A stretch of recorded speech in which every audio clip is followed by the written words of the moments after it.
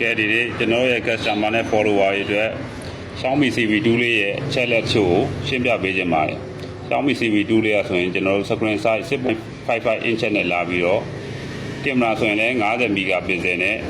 Brand 8128 battery ဆိုရင်လည်း4500 mAh နဲ့လာပြီးတော့68 watt စာပို့ပေးပါတယ်သူကဆိုရင် network ဘိုင်းမှာဆိုရင်လည်း GSM CDMA 800တို့ကိုအသုံးပြုလို့ရတယ်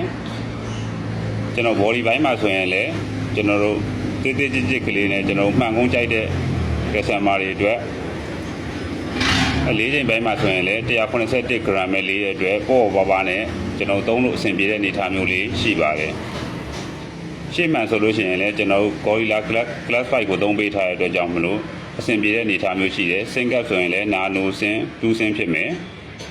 ကျွန်တော် display ဘိုင်းမှာဆိုရင်လည်း AMOLED display နဲ့အတန်ဘိုင်းမှာဆိုရင် Dolby အတန်အတွက်ဆိုတော့အတန်အတွက်ကြီးလေးရှင်းလင်းစွာကြားရမှာဖြစ်တယ်ကျွန်တော်တို့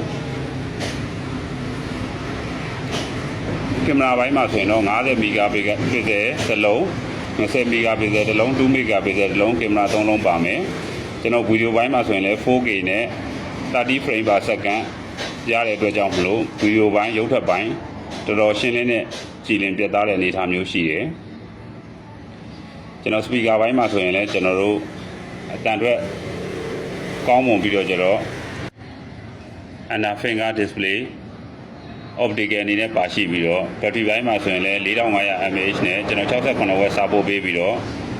0 to 100ကိုမိနစ်40အတွင်းအပြည့်အားသွင်းနိုင်တယ် color အနေနဲ့လည်း black blue violet silver hello kitty ဆိုပြီးတော့ကျတော့9ရောင်လာပြီးတော့ကျတော့ကျွန်တော်တို့ဈေးနှုန်းအနေနဲ့လည်း6သိန်းနဲ့9သိန်းကြားမှာဆိုတော့သုံးပြောတဲ့အနေအထားမျိုးလေးဖြစ်တဲ့ကြောင့်မလို့ကျွန်တော် customer နဲ့ follower များ